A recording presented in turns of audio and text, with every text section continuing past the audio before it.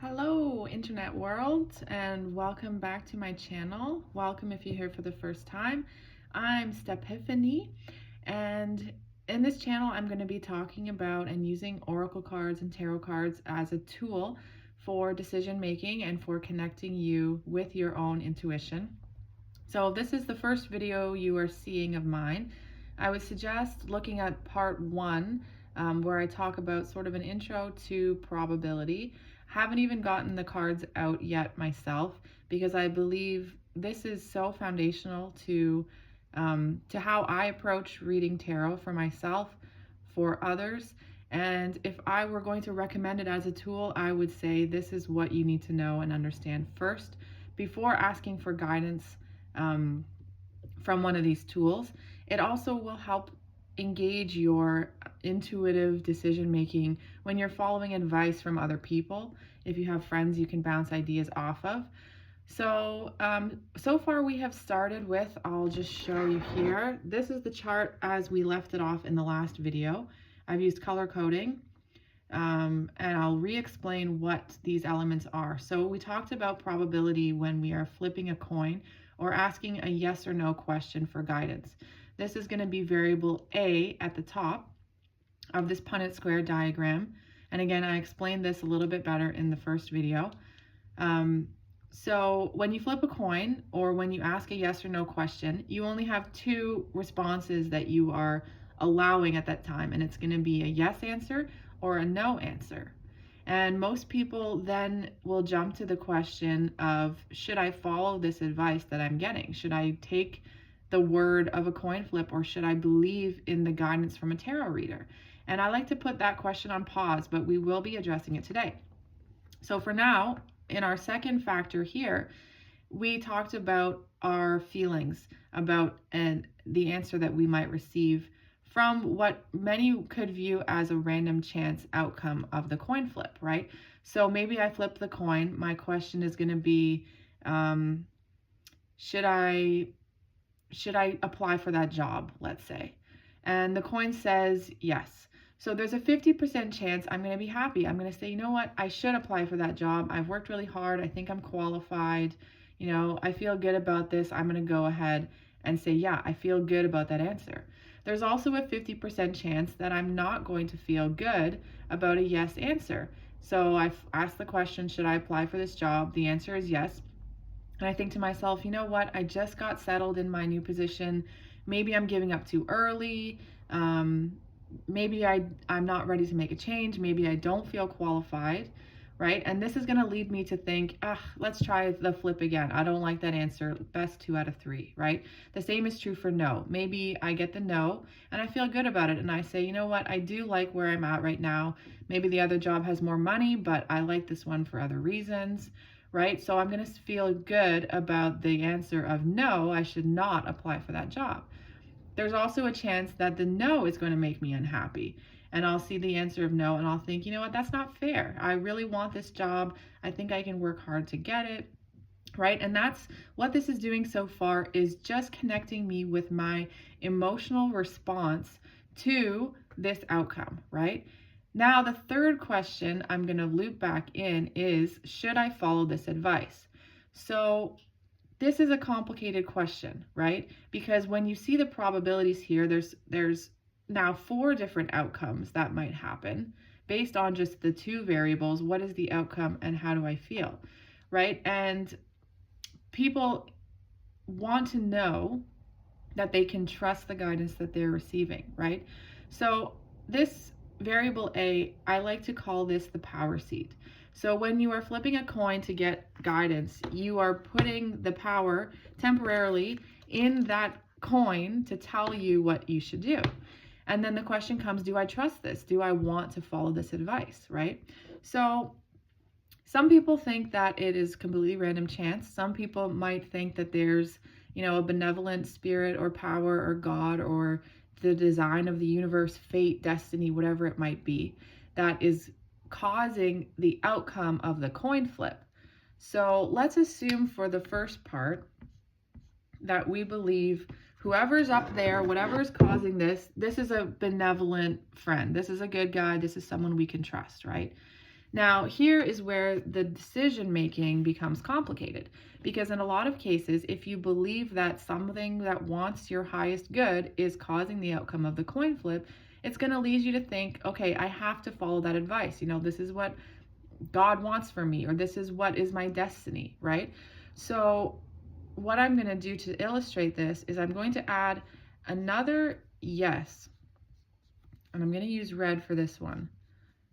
And we're going to see how it would play out if every time I flip a coin or get a yes or no answer from tarot cards or whatever, every time I have to follow that answer, because I believe that this is not a random outcome. I believe that this is guidance from on high, that is pushing me towards the path that I'm supposed to be on because of destiny or fate or whatever it may be, right? So in this case here, I haven't used no as an option. If the coin or the card says yes, I have to follow it because this is what it's meant for me.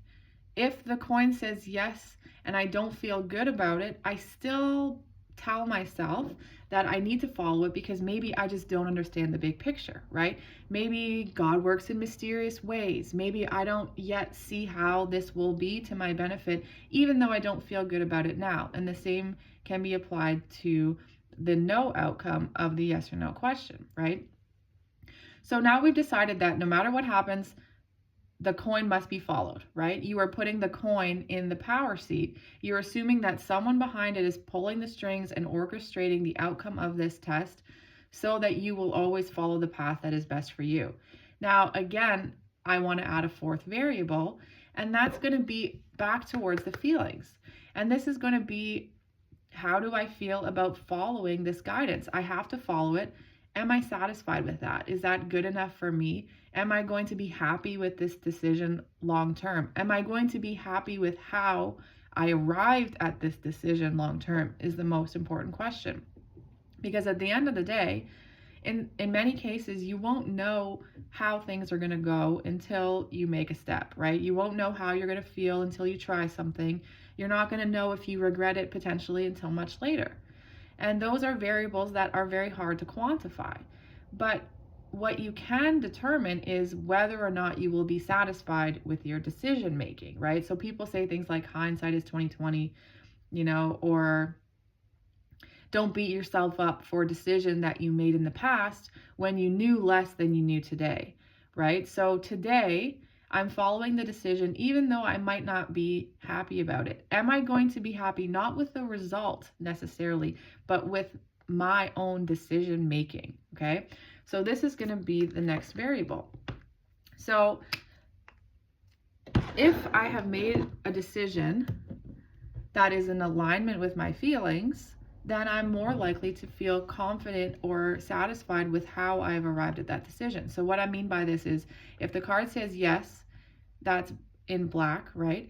And in blue, which is our feelings about that outcome, if I felt positive about that, then this yes here in red, the power seat, just becomes an added layer of confirmation, right? This is what God would want for me, etc. So I'm going to say, yeah, this is a decision that I would be happy with long term because I've covered all my bases, right?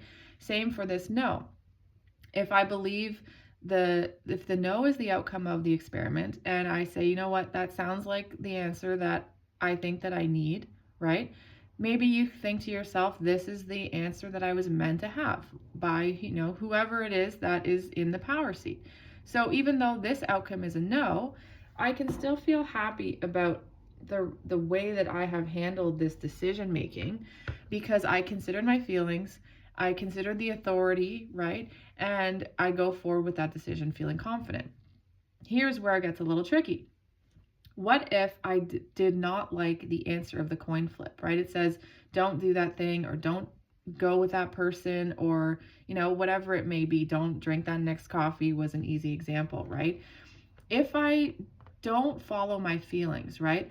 It says yes, I didn't like that answer, but I believe that someone needs me to know that the answer is yes, right? Am I going to feel confident with that decision long term?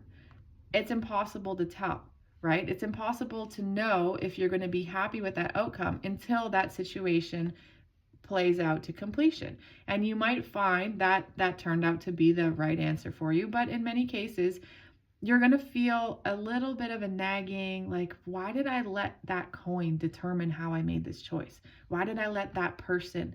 Or can I really trust the smiley face up here? What if I'm wrong about this? Then the way that I've made this decision here is no longer valid, right? So in those cases here, I would say when the answer is yes or no, but when your feelings about it were negative, following that advice regardless is going to lead you to feel unsatisfied with how you have reached your decision, right? And in many cases, maybe you'll find, okay, nothing bad happened. This all worked out anyway. But by ignoring your feelings now, you're sending sort of confusing signals to your own self about how I make decisions, because here you've said whoever's up here, who I don't even know for sure who or what it is, somehow has the power to tell me how to make decisions even when they go against how I'm feeling.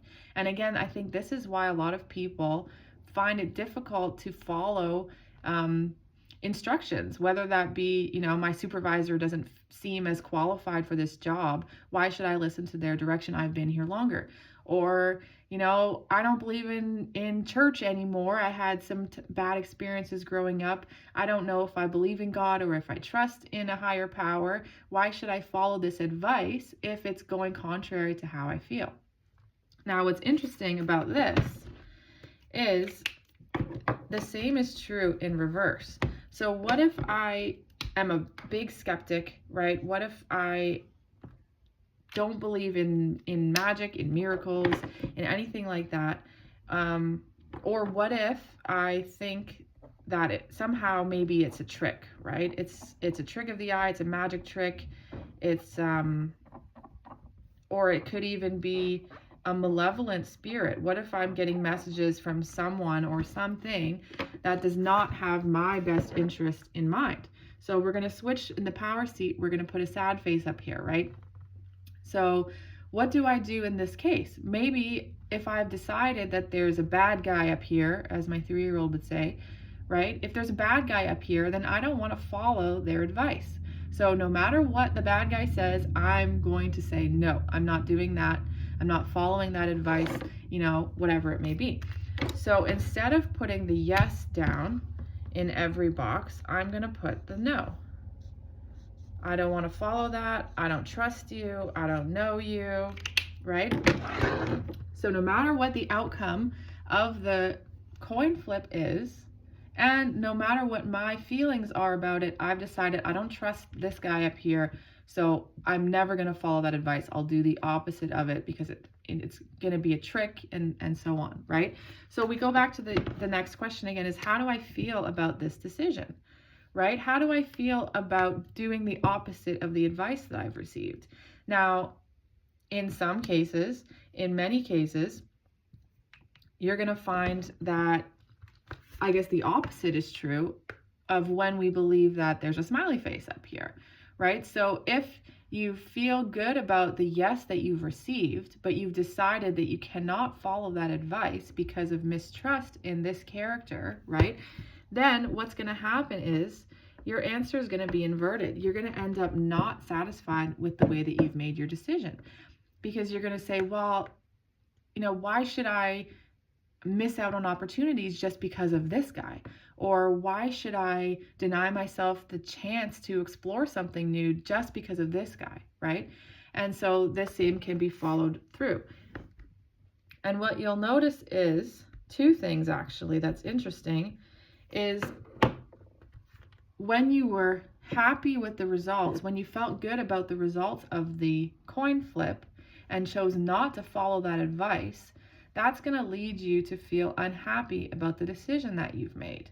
When you were unhappy with the results and didn't follow the advice, then you might feel better about the decision. So we're seeing 50-50 odds on being satisfied long-term with your decision making, but it's the opposite 50 to when we always followed what was going on direction from the power seat, right? So this is a problem because, again, we're sort of going backwards to how our feelings are responding to these variables, and it's leading to mixed feelings.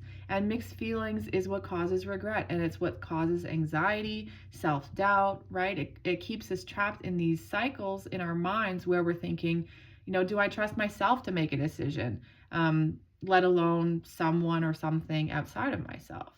So it's actually a very simple way to solve this problem, and it's removing the power seat, right? Or taking this variable out as being the most important, or you could say moving the power seat over to here. And I'll show you what I mean by that.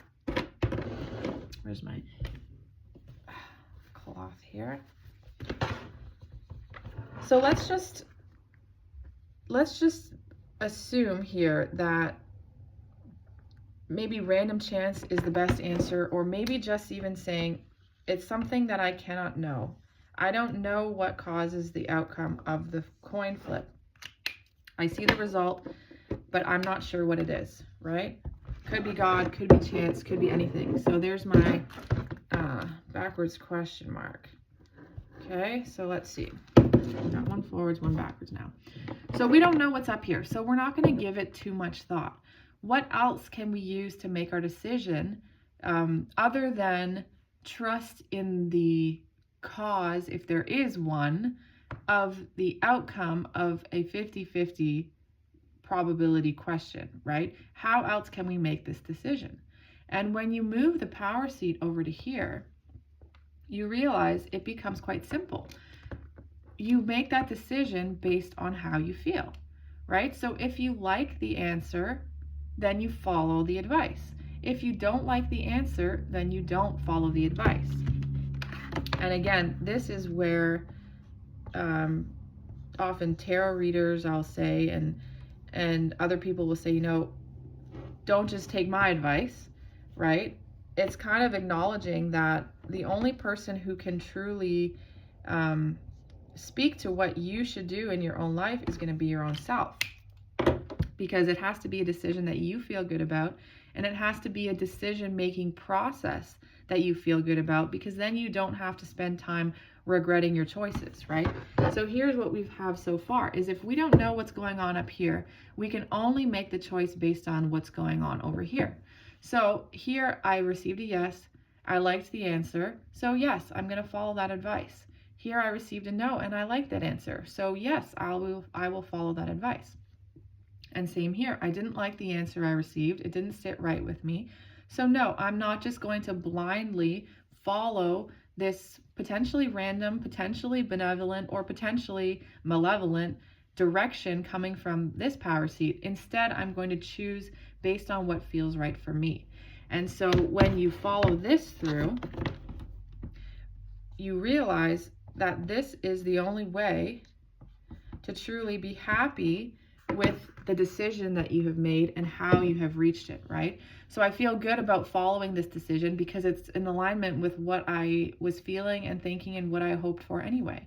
Here, again, even though it's a no answer, it's still in alignment with my feelings, and it keeps me on track, and it keeps me feeling like, yeah, you know what? I've made a decision based on my own reasoning and not whatever it is that might be going on up here. And the same is true for no. So I don't follow this advice, and I feel good about that choice because it didn't sit right with me, that advice that I was receiving, right? So here you realize this is the only way to actually have 100% chance of being happy with your decision-making process, with the decision that you've arrived at given what you knew and what you felt at the time. Right? You're no longer working with 50-50 odds, mixed feelings, confusion, self-doubt, and all of that, because you were able to put yourself, your own needs, your own feelings, your own intuition in charge of how you make this decision. Now, if you wanted to believe still that there is a higher power that causes this outcome, the next question you could ask yourself to sort of rationalize this is, what would a benevolent God being want for me? And ultimately, I mean, I can speak as a parent, and this has been a great example, is once you have a child, and if you're, a conscientious parent who is focused and filled with love for that child, all you really want at the end of the day is for them to be happy, right? So if this is a good guy up here, they want you to be happy, right? If this is a bad guy up there, he doesn't want you to be happy. So you're winning if you're always happy anyway.